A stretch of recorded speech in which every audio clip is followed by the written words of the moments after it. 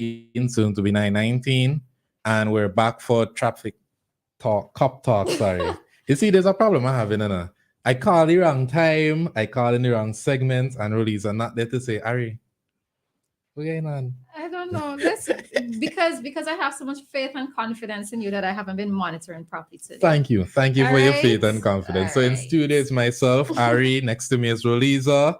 We have ASP Benjamin, Inspector Clark, and Mr. Gabriel Kirby. And the topic for this morning is care and management of fire hydrants. All right. So the interesting thing is that we've been having such a healthy discussion that we had to do a part two. And we've been having an even healthier discussion off the live. Yeah. Right? So I'm hoping that all the things that we discussed that we're going to bring them out. All right. At least we guide each other to ensure that we bring them out. So over to you guys. The first thing I thought you brought up was waste management. We really need to touch on waste management. I mean, that's CWSA. Yeah, so, one of the issues that we've been having, particularly when it comes to access to hydrants, apart from the parking, illegal parking, is the dumping of refuse around hydrants, blocking up the access, as well as placing of refuse into the mouth of the hydrant, into the opening on the hydrant. This obviously would impede the use and the functioning of the hydrants. So what we want to do is appeal to the general public to desist as much from these practices. And if you see someone doing that, please be your brother's keeper. If you see anyone tampering with hydrants, looking to remove parts off of the hydrants, some persons remove parts of the hydrants to resell because they are of some value, such as there are parts on the hydrant that are made of materials like brass and so that people steal off of the hydrants. So surprised at this level of ignorance. So we want to appeal to the public to report these incidences when you see them to the law enforcement. You do not have to give your name. You just call into the law enforcement, and I'm sure they will be abrupt in their response. As you appreciate, if we do not protect the hydrants and don't ensure that they are cared for, we will not be able to safeguard citizens against losses and loss of life. So I really want to add on that appeal, Gabriel. It's very important that we in St. Vincent and the Grenadines preserve these things, because you can't complain that fires are happening and the hydrants not being used if you're destroying the hydrants, and if you're abusing the hydrants, if you're littering around the hydrants, if you're parking in the hydrant. Like, if you're common sense will tell you, why would you do that? You can't be doing these things. It's the same as when the traffic department would put up the mirrors in the corner to help drivers to come around these corners properly without incident, and persons will go and break. And it's something that's been happening for years. We as Vincentians, we need to do better, because if we're asking for more, we need to be able to assist the police and the other bodies such as CWSA in helping us to progress. You can't be complaining and then when there's progress, we're not assisting them in any way. So we really need to do better as a people generally. And people really need to report these things because it affects everyone. So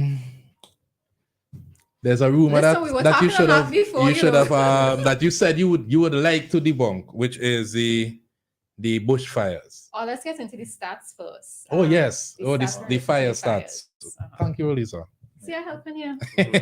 That is very good. That's how we have to work together. Yes. And as a nation, we have to work together to build St. Vincent and the Grenadines, and to ensure that all of us are safe. It's all of us duty. Yes, I have a comparative stats for the year 2021 to up to this present point in 2023, where we look at the amount of fires that occurred over the period. These are, and be mindful, these are reported fires. There are some fires that have not been reported, and we have no record of those. But these are reported fires. And for the year 2021, we would have gotten 78 fires overall.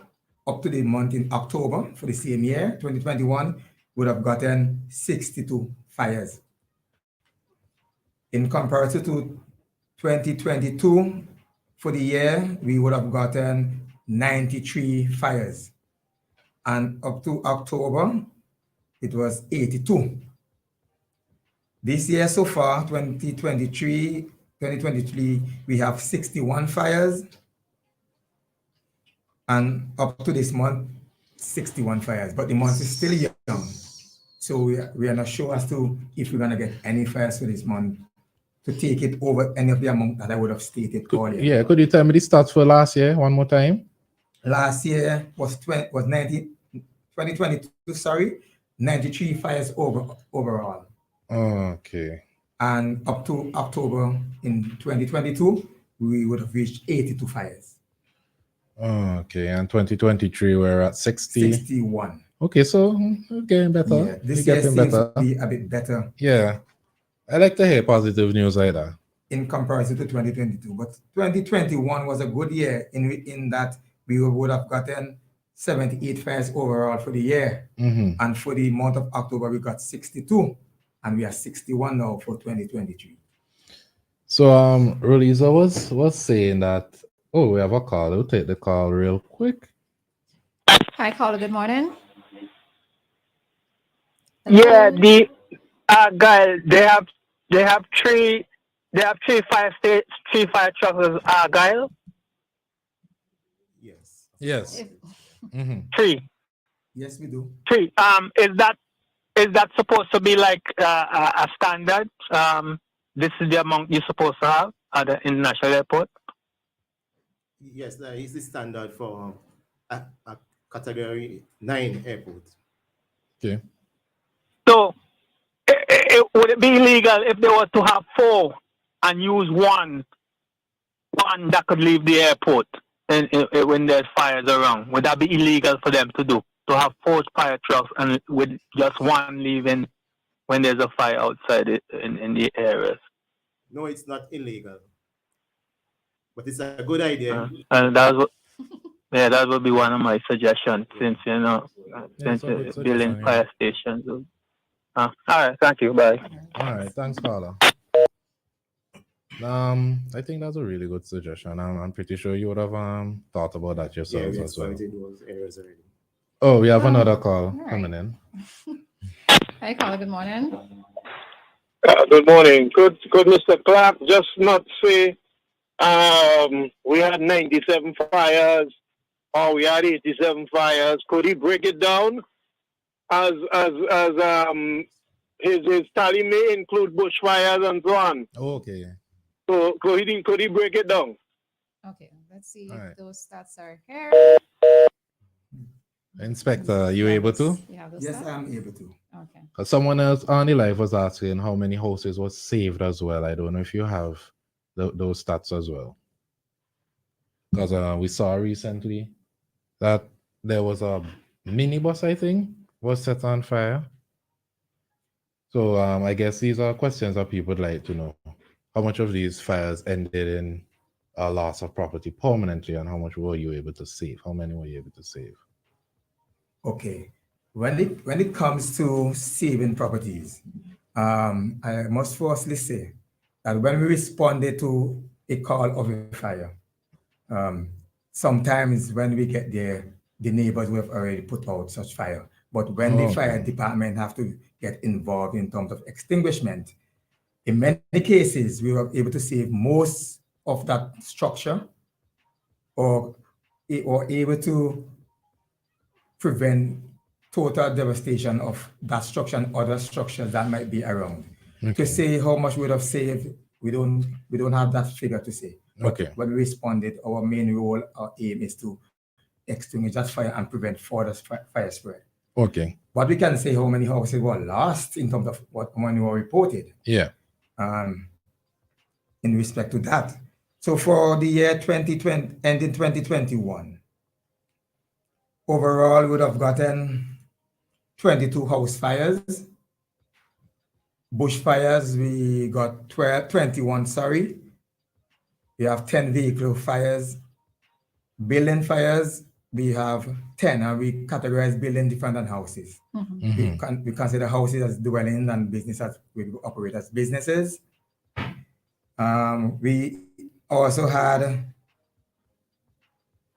have other category of fires, but in which we didn't receive any information that those categories were affected. So overall, we have 22 house fires for the year 2021. We have 21 bushfires, 10 vehicle fires, 7 building fires, and we have 2 electrical pole fires. Sometimes some of these fires from the electrical pole is being set by people lighting areas around, and the pole caught on fire, or it can be from a transformer on the neck pole. Okay. So for that period, we would have had 78 fires for 2021. That's the overall, which I just did give the breakdown. Yeah. And you would like to have the breakdown for 2022 as well? Yes. Yes. That'd be helpful. Okay. For 2022, we would have gotten 31 house fires. We have 41 bush fires, 12 vehicle fires. Building fires, we would have got 7, and that make it a total of 93 fires. So that year was, when you look at the amount, it was a challenging year for us as a fire department and as a people as a whole, because when a fire happens in an area or community, it doesn't affect one person, it affects everyone. Because in many cases, if a person's home is damaged and they doesn't have the money to rebuild, they have to go to social welfare or to the community for assistance. And that's also will be affecting the government budgets, if I may put it like that. And then again, you have persons in society will make contribution to the development of that person in terms of their getting back a property or structure. And as 2023, as the present, we would have had 61 fires for the year 2023. The breakdown of that is that we had 9. Sorry. The breakdown of that, we have 14 house fires. We have 29 bush fires, vehicle fire, 11 building fires, 4 container fire, 1. We have house fire. Did I say house fire before? Yes. So that's basically the breakdown for those fires. All right. Okay. So regarding those bushfires, I think you should multiply it by 5 at least. What you got was what was reported. Yes. But we know that during the dry season, it is annoying to the highest degree, right? And this is the thing, and maybe this goes back to CWS in a sense as well, right? I am under the impression that many persons think that they need to, every time they clean their yard, they need to light a fire. Every time they're trying to, every time they have garbage that they wish to dispose of, they light a fire, right? And one of the things that drives me completely nuts is the fact that we have a garbage collection system that is on time. You know that the garbage truck coming around every Friday. What is so difficult with putting your garbage out? Maybe it's directly in front of your house if you're so lucky. Or in my case, I have to actually take my garbage to a particular area. Really, I have to stop you there because that's not 100% factual. I don't remember if it was the last month or the month before. I remember CWSA had an issue in certain areas where the trucks didn't show up or they showed up late. So yeah, it's but not at least you know it's coming. There was a point because I could speak in Kitters, in Top Kitters. There was a point where the truck didn't show up at all. No, but maybe it's a case where something happened that day because I know it's happened in Clear Valley. But the thing of it is that but the point I'm making though, Ari, is that we know that generally the garbage truck comes around, let's say every Friday. Yeah, right? generally. You know that it's going to happen. Why is it that you feel between Monday to Thursday you need to burn garbage in your yard?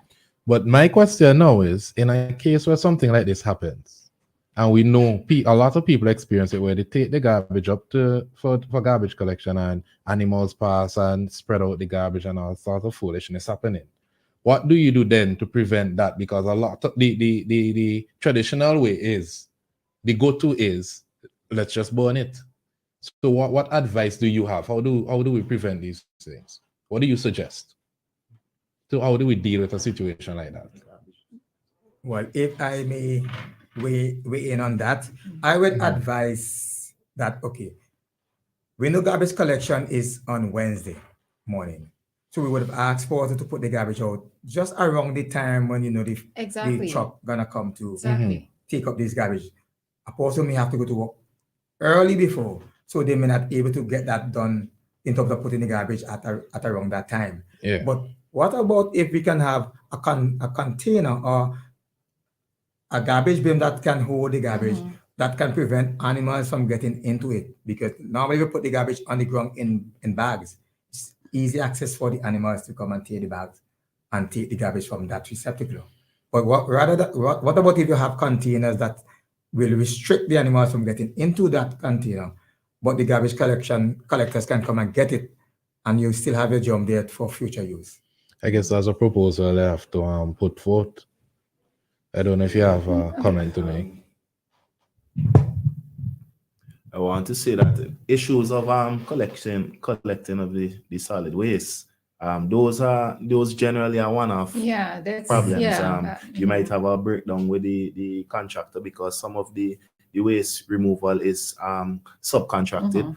You might have an issue with a breakdown of a truck and so, but these issues are few and far between. And even if there's a delay, like if they didn't come, like for me, on a Friday around 10 o'clock, that's when they would come. Yeah. But if in the afternoon I'm driving back home and it hasn't been collected, then they make their rounds and they come back a little later. So even if they don't come, let's say at 10, they would come later, or for whatever reason, maybe the Saturday morning, but it's few and very far in between, which is what drives me nuts with people with the burning of garbage, because there's generally a standard time and day when garbage is collected. Yeah, Roleza, we can't just brush past your point. It's significant in that many persons their go-to way to deal with refuse is still burning. It is. And in 2023, we have so much knowledge of the climate and how this affects us in the long run regarding the release of carbons into the atmosphere. These things will eventually raise our annual temperatures, and we are experiencing these issues now. We are currently under heat stress. So it is in our best interest that we use the good methods of garbage disposal that are available to us. The solid waste management unit is performing very well in terms of removing of waste. So use that facility rather than the burning of waste, because when you burn the waste and it spreads, you have bushfires, you have persons' property being damaged and things like that, and it's avoidable. I don't believe we have spontaneous combustion taking place anywhere in St. Vincent. I know for a fact that these fires, most of them are starting by persons who light fires. They use matches. They're not striking rocks. They use matches. So this is a conversation that we had off air, because growing up, and this is what we talk about, debunking myths or thoughts or perceptions, etc. I know growing up that whenever you looked over to Edinburgh, every dry season over there catches fire. The part facing Fort Child towards the sea, it always caught fire ever since I was a child. And when I grew up, I was told that there are fire stones, those white stones that you can knock together that you strike that starts a fire, right? So it's interesting to hear that being said now. So are you saying that there are no such places? Well, most of, let's say, that Edinburgh area, but is it a case where all fires in SVG, all bushfires, are started due to human activity? I am of the view that all bushfires started that way. Okay. Sometimes we've been told or we heard that we have firestone, as you mentioned, and we often wonder, how can somebody go on the hill and light that fire? It's seen and not accessible. But many times the fire is being lit from another area and it's spread across that you may not have seen. It's spread across to that area that you are now seeing, and it seems to be on the rock face. A lot of times persons would light fire for hunting purposes, trying to flush out wild animals, like the iguana, the manikou, other animals of that sort. Also, they light the fires for slash and burn for agricultural purposes. And sometimes a person may pass and be using smoking a cigarette, they discard with cigarette, but without not outing it before they discard of it, and that also can cause a fire. So we have to be very mindful as to these things. Okay. And what about house fires in particular? Because I know we were almost crunching a bit for time here. So in terms of house fires, are there any tips for persons to prevent? Before you go into the house fire, I want to say something on the bushfire. There are oftentimes that a person will light bushes, and that bush fire, as we categorize it, will spread to other properties, especially person may have vehicle parking along the roadside that is not working at the moment, but have the intention of fixing and may be in an area where bushes would have grown. And also in many cases, that same bushfire spread to areas and flying embers goes onto someone's property and cause a house fire. So I want to appeal to the general public that when you light in fires, especially if you're doing it for a good purpose, like you're doing land clearing, you must always be there. Ensure that your fire is out before you leave. Do not walk away, people. I have seen people light fires and walk away, and it baffles me how you could even consider doing that. Do not walk away. Correct. And sometimes they don't have any extinguishing means at present there too, in case the fire gets out of hand, that they could apply that means. So you have to have all these things in place when you think about lighting a fire. And we want to advise persons and caution persons that as well, if you light a fire and it causes damage to somebody's property, it is an offense.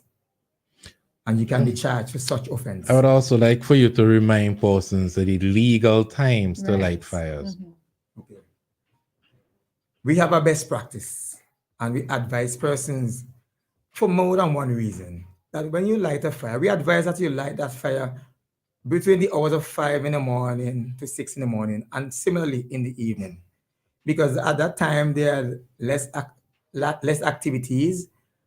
Persons at home can monitor those fires more carefully. I mean, the person who light that fire, because at that time it's pretty early. You can manage that fire before you go anywhere else, and around that time as well, your neighbors may be more inside of their house locked away. So the smoke may not be that affecting in comparison to the house that is open and that smoke get into the house. It's a lot of times that people light fires and we've been called out because some of the residents of that property or the surrounding community are asthmatic, and the bush and the fires from the smoke from those fires will be affecting those persons, and we have to come to extinguish those fires because it's a health hazard overall. And we have another question here. What about coal pits in communities and neighborhoods? Drives me nuts again too.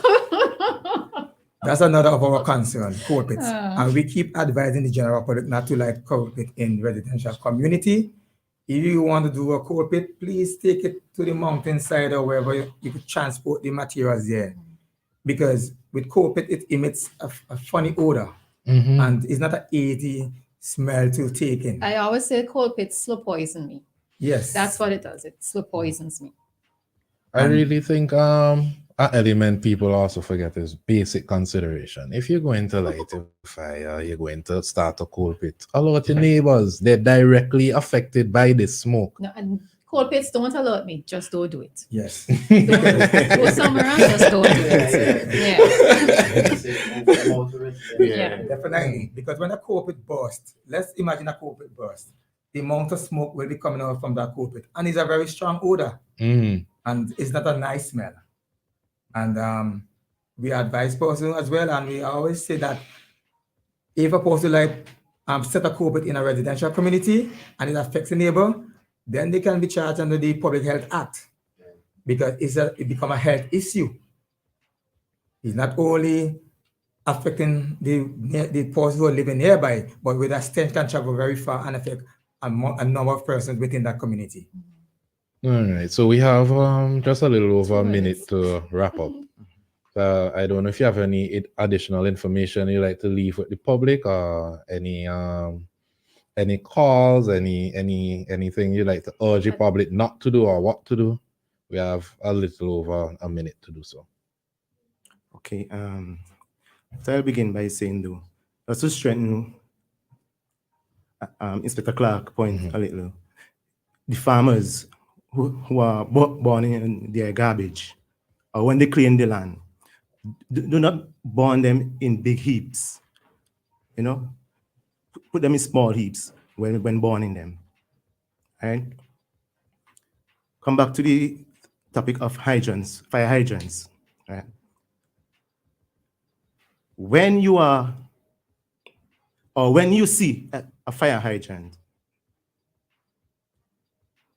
do not put garbage, do not put, what should I consider as those chubby bottles or buster bottles? Because when we go to hook up our hose to these hydrants, these obstacles comes out of the hydrants, and that could slow down our progress as firemen. A house is burning, and we need to be efficient. And when you do this, you just interrupting our efficiency. So please do not put garbage or dispose of your waste in our hydrants. Right. Do not vandalize our hydrant. Please. Please do not do that. Do not thief the brass of our hydrants. You can be charged also under that section. Do not damage them. You can be charged for damage to property. All right. You have any comments, Gabriel? Oh, just to reiterate to the public that our organizations are here to serve, and we are here for the betterment of the people of St. Vincent and the Grenadines. And we welcome input, we welcome your suggestions, and we are in this together. We recognize that there are areas that we can improve, and that's why we have our discussions, that's why we have our planning, and that's why we apply on the CWSA side our engineering will and might to solving some of these issues. All right. Do me a quick favor and drop your social media handles one more time for persons who have additional questions. Okay. You can direct requests and so on to the Central Water and Sewage Authority via cwsa@vincisurf.com. You can also call in at 456-2946, right? And you can also send your letters directly, written letters, to the office at Montrose, the headquarters. All right. And the fire department? The fire department number is 457-1211, and they put you onto the fire department, or emergency number 911. Okay, then. All right. Thanks a lot for this informative two-part session, gentlemen. I really hope that the general public could take away a lot from what we discussed this morning. And thanks a lot for joining us again this morning. I don't know if you had anything to say quickly, Roleza. No, thanks for being here. Thanks for the information. Thanks for debunking certain things. And yeah, it was a pleasure having. It was most here. definitely a pleasure having you. Thanks so we're for going having to. us. Thank you. Thanks for having us. Thanks for being here. So we're going to quickly go into the community dateline, and then we have our news in brief at 9:55